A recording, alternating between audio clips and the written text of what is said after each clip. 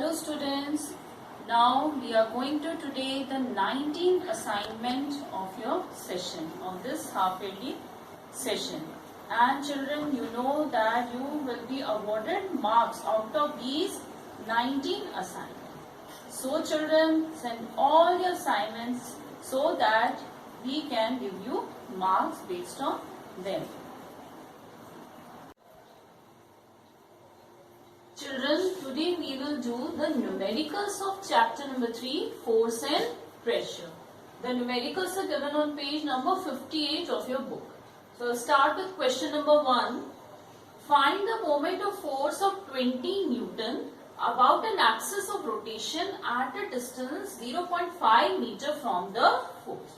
So children, here force is given which is 20 Newton.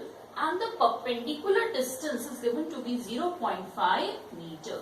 So what is moment of force? Moment of force equals to force into perpendicular distance from the axis of rotation. So we will substitute the values of F and D. F is 20 while D is 0.5 and the unit of moment of force is Newton meter. So we will get 10 Newton meter. This is the answer. Now question number 2.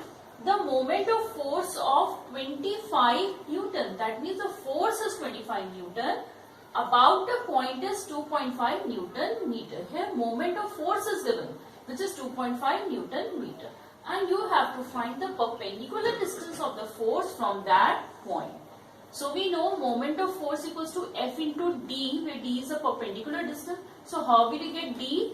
D equals to moment of force upon F. So moment of force is 2.5 Newton meter, F is 25 Newton, so divide 2.5 by 25 and the SI unit of distance is meter. So you will get 1 upon 10 meters. Now we can convert it into centimeter, so we multiply with 100, so it becomes 10 centimeter. Now I do question number 4. A wheel of diameter 2 meter can be rotated about an axis passing through its center. And the moment of force is equals to 2 Newton meter. Moment of force is given. What minimum force must be applied on its rim? Force now you have to find out. Same from this formula, moment of force is F into D. So F will become moment of force upon D. So 2 upon 2, this means 1 Newton because the SI unit of force is Newton. Now question number 5.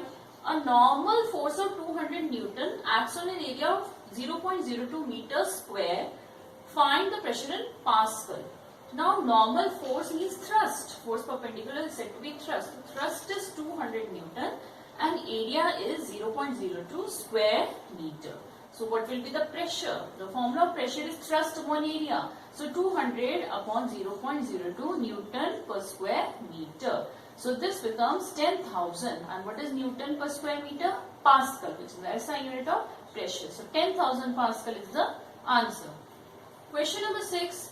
Find the thrust required to exert a pressure of 50,000 Pascal on an area of 0.05 square meter. Now you have to find the thrust. So from this you can find out thrust.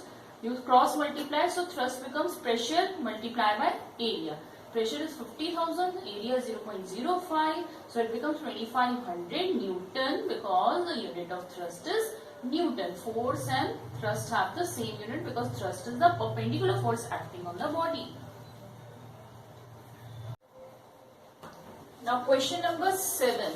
Find the area of a body which experiences a pressure of 50,000 Pascal by thrust of 100 Newton. We know pressure equals to thrust upon area. So area will be thrust upon pressure. So 100 upon 50,000 square meter because the unit of area is square meter. So this becomes 1 upon 500 square meter and you divide 1 by 500, you will get 0.002 square meter. Children, never leave your answer in fraction. You always have to convert in decimal. Now question number 9. How much thrust will be required to exert a pressure of 20,000 Pascal on an area of 1 square centimeter? See children, here the pressure is in Pascal which is the SI unit. But the area is in square centimeter. But the SI unit of area is square meter. So we have to convert centimeter square to square meter because always SI units have to be used. So you convert square centimeter to square meter by dividing by 100 into 100, because 1 centimeter equals to 1 upon 100 meter. So 1 square centimeter means 2 times you have to divide by 100 into 100. So thrust is, from this formula you will get thrust equals to pressure into area. Pressure is 20,000, area is 1 upon 100 into 100. 4 zeros cut with 4 zeros, so remaining 2 Newton, which is the thrust. Now question number 10. The base of a container measures 15 centimeter into 20 centimeter and it is placed on the table top.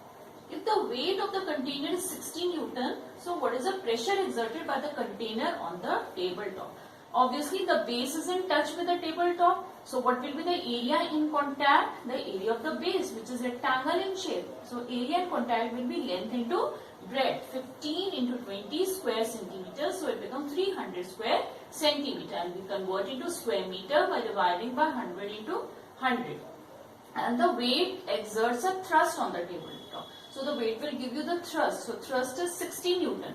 So the pressure becomes thrust upon area, 60 upon, see, 3 upon 100. So 60 multiplied by 100 upon 3. When we divide the fraction, we change into multiply and take the reciprocal of the lower one. So it becomes 320 is a 60, 20 into 100, 2000 Pascal. Now question number 12. A boy weighing 60 kgf stands on a platform of dimensions 2.5 centimeter into 0.5 centimeter. What pressure in Pascal does he exert? So in Pascal you have to give the pressure, you have to convert these into SI units. SI unit of thrust is Newton, but it is given in 60 kgf. So to convert kgf to Newton, you multiply by 10, because 1 kgf is approximately equals to 10 Newton. So this becomes 60 into 10 means 600 Newton. And area is length into breadth. So 2.5 into 0.5 square centimeter means 1.25 square centimeter. And you have to convert in square meters, so divide by 100 into 100. So pressure becomes thrust upon area. Thrust is 600 upon area is 1.25 upon 100 into 100. So 600 multiplied by 100 into 100 upon 1.25. I have taken reciprocal of this fraction.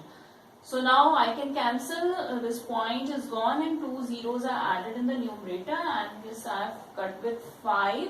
So 24 upon 5 is remaining, and I have divided and becomes 4.8 multiplied by 10 to the power 6. Zeros are remaining. So the answer is 4.8 into 10 to the power 6 Pascal. So children, this chapter is finished now, and I hope you all have understood. But you keep on revising the things.